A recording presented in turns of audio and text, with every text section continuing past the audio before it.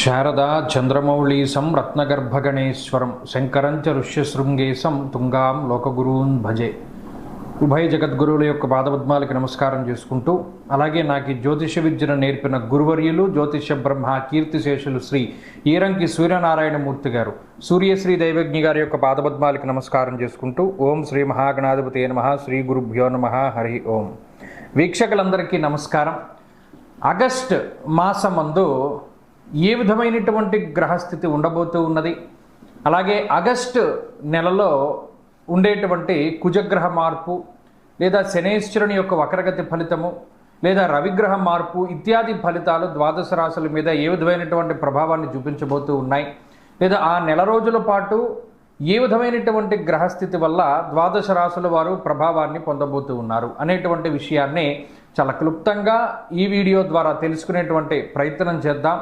ముఖ్యంగా ఈ శాస్త్ర సంబంధమైనటువంటి విషయాన్ని అతి పురాణ గ్రంథమైనటువంటి గోచార దర్శిని వంటి ఉత్కృష్టమైనటువంటి గ్రంథం ఆధారంగా పూర్తి శాస్త్ర ప్రమాణాలతోటి ఈ విషయాలన్నింటినీ కూడా చెప్పడం జరుగుతూ ఉన్నది. ముఖ్యంగా ఈ ఆగస్టు మాసంలో ఉండేటువంటి గ్రహస్థితిని గనక గమనిస్తే, ఆగస్టు 2వ తారీఖున ఉత్తరా నక్షత్రం 2వ పాదంలోకి శుక్రుని యొక్క సంచారము జరుగుతూ ఉన్నది. అనగా శుక్రుడు తన యొక్క నీచక్షేత్రమైనటువంటి కన్యలోకి ప్రవేశం చేస్తారు ఆగస్టు 2వ తారీఖు నుండి. తదుపరి మాసం అంతా కూడా ఆయన అక్కడే సంచారం చేస్తారు. అలాగే 3వ తారీఖున మృగశిర నక్షత్రం 3వ పాదంలోకి కుజుని యొక్క సంచారం జరుగుతుంది. అనగా మిథున రాశిలోకి కుజుని యొక్క సంక్రమణం జరిగి ఆ నెలంతా కూడా కుజుడు అదే రకంగా ఆయన సంక్రమణం చేస్తూ ఉంటారు.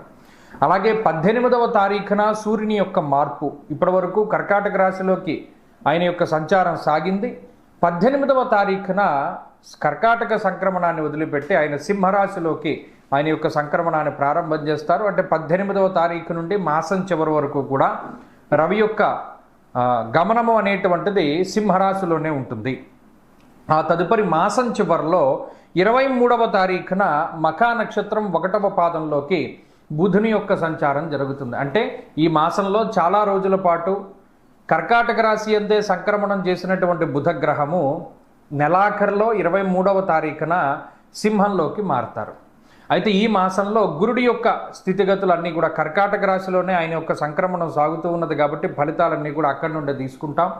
అలాగే శనేశ్వరుని యొక్క స్థితి వక్రగతిలో ఉన్నది. ఆయన మీనరాశి యందు వక్రించి సంచారం చేస్తూ ఉన్నారు. ఆ ఫలితాలను దృష్టిలో పెట్టుకోవాలి. కుంభరాశి యందు రాహు ఉన్నారు. అలాగే సింహమందు కేతుగ్రహం ఉన్నటువంటి పరిస్థితుల్లో ద్వాదశ రాశులపైన ఈ గ్రహస్థితి ఆగస్టు మాసమందు ఏ విధంగా ప్రభావాన్ని చూపించబోతూ ఉన్నది. మరీ ముఖ్యమైనటువంటి విషయం, ఆగస్టు మాసంలో మనకి అనగా భారతదేశానికి ప్రత్యేకించి కనబడేటువంటి గ్రహణములు కానీ లేదా మరి ఏ ఇతరమైనటువంటి దుర్నిమిత్తములు కూడా కనబడడం లేదు. కావున ఎటువంటి గ్రహణ నియమాలు కూడా మనం పాటించవలసినటువంటి అవసరం లేదు. ఈ విషయాలను కూడా మనం దృష్టిలో పెట్టుకోవాలి. ఇక ఫలితాల విషయాన్ని మనం చూద్దాం. వృషభ రాశి వారికి ఈ మాసం మధ్యస్థమైనటువంటి మాసంగానే చెప్పవచ్చును. కారణం ఏమిటి? ఈ రాశి వారికి జన్మకుజుని యొక్క దోషం పోయింది. ఇది చాలా గొప్ప విషయము. జన్మకుజుడు వృషభ రాశి వారిని చాలా ఇబ్బంది పెడతారు. మరీ ముఖ్యంగా యక్షరాక్షస పీడితం అన్నది శాస్త్రం. అంటే రాక్షసుడు ఏ విధంగా అయితే ఏడిపిస్తాడో కుజుడు జన్మరాశిలో అంత పీడిస్తాడు.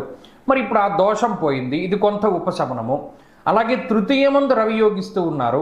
ఆరోగ్యం నిత్య సంతోష అనేటువంటి శాస్త్రవచనం ప్రకారం రవి నిత్యము ఆరోగ్యాన్ని ఇస్తూ ఉన్నారు, ఐశ్వర్యాన్ని ఇస్తూ ఉన్నారు, మానసిక ఉల్లాసాన్ని ఇస్తూ ఉన్నారు. అది 18వ తారీఖు వరకే. 18 తర్వాత 4వ స్థానంలోకి వెళ్ళేటువంటి రవిగ్రహం వల్ల మరలా కొంత ఉద్యోగపరమైనటువంటి విషయాలు, కుటుంబపరమైనటువంటి విషయాలు ప్రభావితం అవుతాయి. సరే, ఆ విషయాన్ని పక్కన పెడితే లాభస్థానం ముందు ఉండేటువంటి వక్రగత శనేశ్వరుడు యోగ్యమైనటువంటి గ్రహంగా ఉన్నారు. ఇది చాలా గొప్ప విషయం. వృషభ రాశి వారిని ఇదే కాపాడేటువంటి అంశంగా కూడా చెప్పవచ్చును. లాభస్థానంలో శనేశ్వరుడు ద్విగుణీకృతమైనటువంటి ఫలితాలను ఇస్తాడు. అంటే మంచే మరింత శుభ ఫలితంగా పరిణామం చెందుతూ ఉంటుంది. కాబట్టి అటు దేశాంతర వాసానికి సంబంధించిన విషయాలు, ఆకస్మిక ధన ప్రాప్తి, నష్టపోయినటువంటి ధనాన్ని ద్రవ్యాన్ని తిరిగి పొందుతూ ఉండడం, నష్టపోయినటువంటి అవకాశాలను తిరిగి పొందుతూ ఉండడం, ఇటువంటి అంశాలన్నీ కూడా వృషభ రాశి వారిలో ఈ ఆగస్టు నెలలో చాలా ఎక్కువగా కనబడుతూ ఉంటాయి.